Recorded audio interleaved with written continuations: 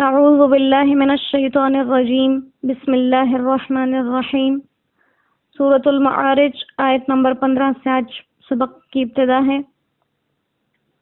کلا ہرگز نہیں، انہا لظیٰ وہ تپتی ہوئی آگ ہے، نزاعۃ للشویٰ کھینچنے والی ہے کلیجے کو، تدعو اور یہ پکارتی ہے، من ہر اس شخص کو، ادبرا جو پیٹھ پھیر لے، وتولا اور چلا جائے، وجمع اور اس نے جوڑا، فاوعى اور سینت کر رکھا۔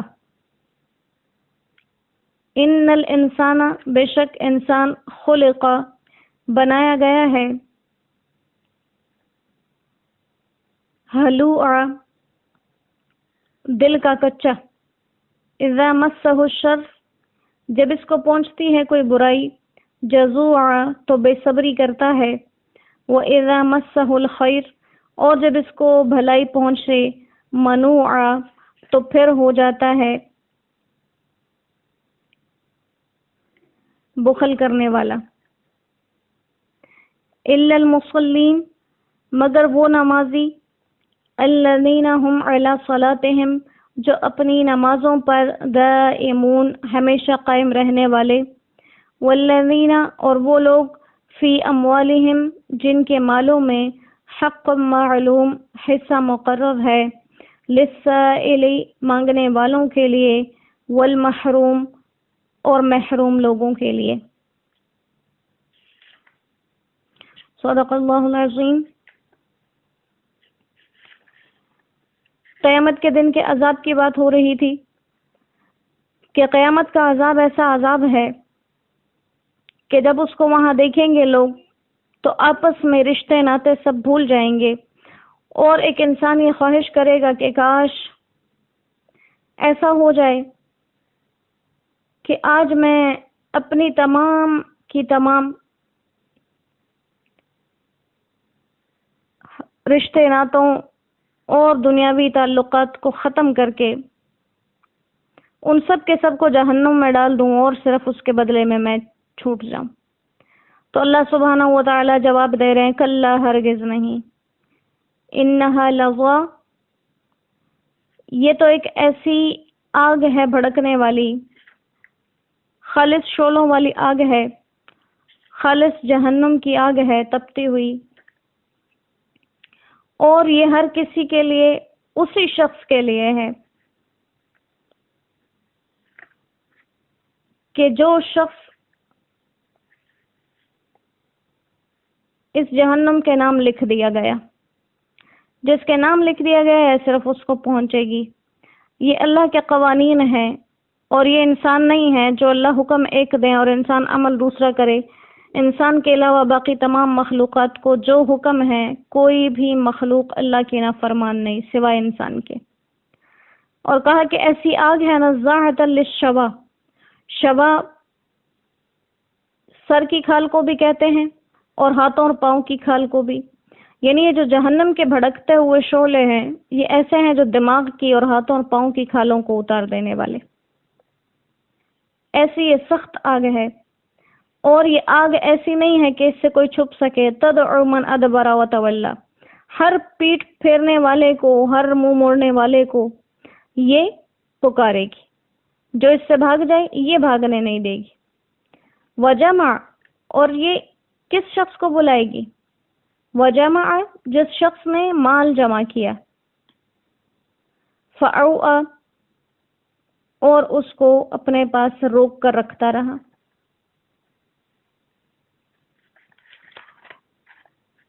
اب یہاں پر جہاں کہیں بھی اللہ کی ناراضگی کی بات آئی ہے قرآن کریم کے اندر، سب سے بڑی جو باتوں میں سے ایک بات آئی کہ جو مال جمع کرنے والے لوگ۔ اب مال جمع کرنے والے، مال جمع کرنے سے دو مراد ہیں، ایک تو یہ کہ خلاف شرع اور ناجائز طریقوں سے جمع کرے، جیسے اللہ سبحانہ و تعالیٰ نے حکم نہیں دیا۔ ایک تو یہ ہے کہ اپنی ضروریات، اپنے مسائل کے لیے اپنے پاس مال رکھنا، یہ بہترین صورتحال ہے کہ کسی کے آگے ہاتھ نہ پھیلانا پڑے۔ لیکن ایک صورتحال یہ ہے کہ حرص کی وجہ سے انسان اس کو جمع کرتا رہے،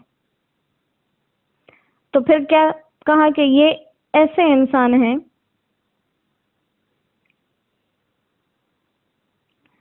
کہ جن کے اندر یہ صفات موجود تھی کہ وہ مال کو جمع کرتے تھے اور پھر اس کو اٹھا اٹھا کر جمع کر کر کے رکھتے جاتے تھے.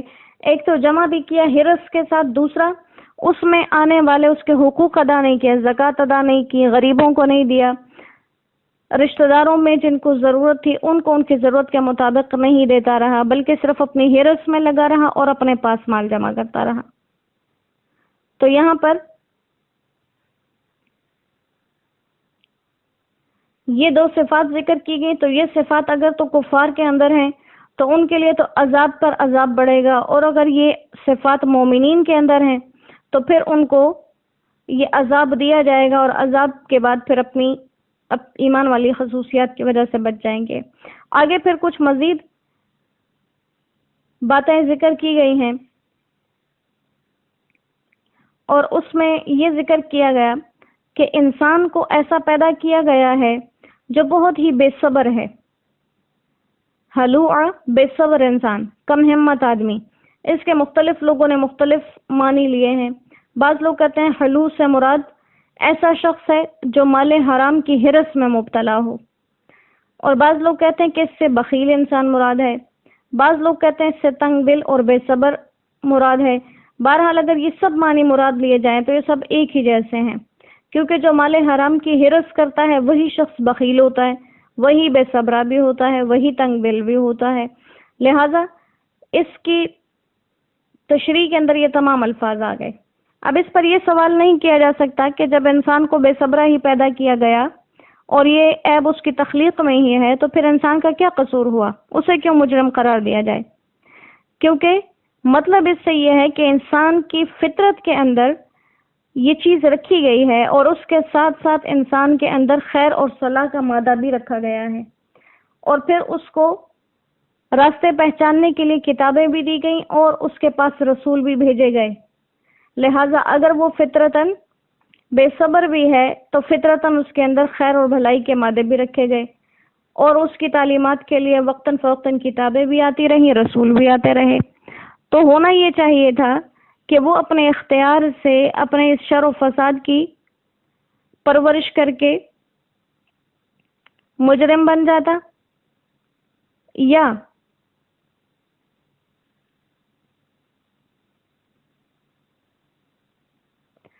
اس کو صحیح راستے پر استعمال کر کے اپنے ہوش اور عقل کو وہ صحیح راستے پر چلا جاتا. اور کہا کہ یہ انسان کیسا بے صبرہ ہے، اذا مسہ الشر، کہ جب اس کو کوئی تکلیف آتی ہے تو صبر سے کام نہیں لیتا بلکہ بے صبرہ ہو جاتا ہے، جزا فضا کرنے لگ جاتا ہے، رونا پیٹنا ڈال دیتا ہے. اور جب اسے کوئی بھلائی ملتی ہے، اور خیر زیادہ تر جہاں کہیں قرآن کریم کے اندر استعمال ہوا ہے تو بہت سے معنی کے علاوہ اس کا مطلب مال لیا گیا ہے، اور جب اسے کوئی راحت آرام مال دولت ملے تو پھر اس میں بخل کرنے لگ جاتا ہے.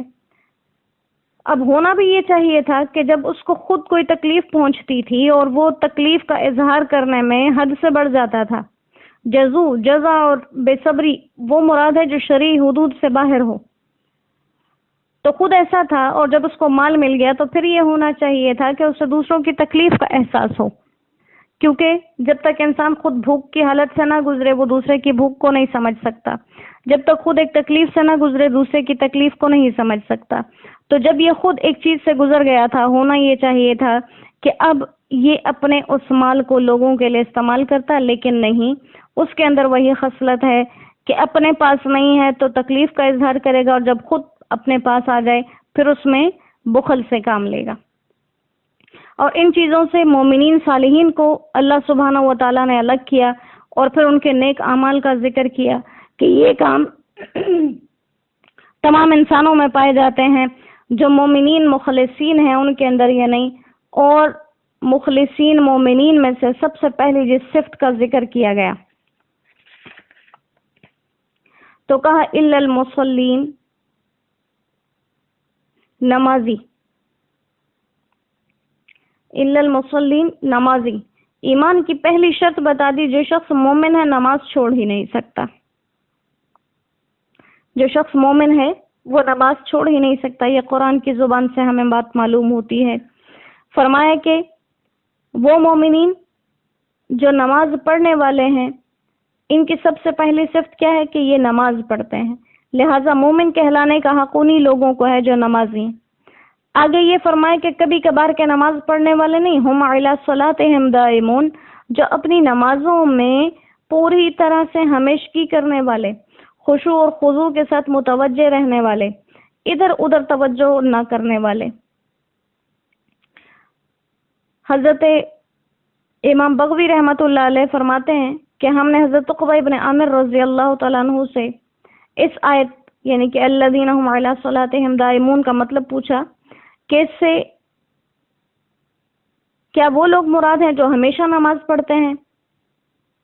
انہوں نے فرمایا کہ نہیں، یہ مطلب نہیں جو ہمیشہ نماز پڑھتے ہیں، بلکہ یہ مطلب ہے کہ جو نماز کے شروع سے لے کر آخر تک اپنی نماز کی طرف متوجہ رہتے ہیں، دائیں بائیں آگے پیچھے کہیں ان کے خیالات نہیں بھٹکتے۔ مطلب وہی ہو گیا کہ وہ لوگ جو اپنی نمازوں کے اندر مکمل خشوع کا تعلق رکھنے والے ہوں۔ اور کہا کہ ایسے لوگ اپنی نمازوں کے اندر مکمل طور پر اللہ کی طرف متوجہ۔ اس کے بعد ان کی اگلی صفت والذین فی اموالہم حق معلوم، کہ جن کے مال کے اندر حق معلوم ہے۔ مطلب حق معلوم کیا؟ کہ وہ چیزیں جو اللہ سبحانہ و تعالیٰ نے ان پر فرض کی، یعنی زکوٰۃ، جن کی تفصیل آپ صلی اللہ علیہ وآلہ وسلم نے بتایا، جن کی مقداریں بتائیں اور اللہ سبحانہ و تعالیٰ نے فرض کی، اس کو یہ خوب ادا کرنے والے ہیں۔ تو مطلب یہ ہوا کہ جو زکوٰۃ اللہ سبحانہ و تعالیٰ نے فرض کی اور آپ صلی اللہ علیہ وآلہ وسلم کی صحیح احادیث سے ان کی مقداریں معلوم ہیں، یہ دونوں ہی اللہ کی طرف سے طے شدہ ہیں، زمانے اور حالات کے بدلنے سے یہ بدل نہیں سکتے۔ تو یہ ایسے صفات والے لوگ کہ جن کے مال کے اندر انہوں نے حصے مقرر کر رکھے ہیں اور وہ اپنے ان حصوں کو دینے سے چوکتے نہیں، اور یہ حصے وہ ہر حقدار تک پہنچاتے ہیں جس کا یہ حق ہو۔ اللہ سبحانہ و تعالیٰ نے جتنے بھی خیر کی باتیں اس سورہ مبارکہ کے اندر ارشاد فرمائیں، ان خیروں میں اللہ ہمارے حصے کر دے، اور جتنے شر اور برائیوں کے ذکر کیا ان تمام سے اللہ سبحانہ و تعالیٰ اپنے خاص فضل و کرم سے ہماری حفاظت فرما دیں۔ جو کہا جو سنا اللہ سبحانہ و تعالیٰ اس پر عمل کرنے کی توفیق عطا فرمائے۔ وما علینا الا البلاغ وآخر دعوانا ان الحمد للہ رب العالمین۔ السلام علیکم ورحمۃ اللہ وبرکاتہ۔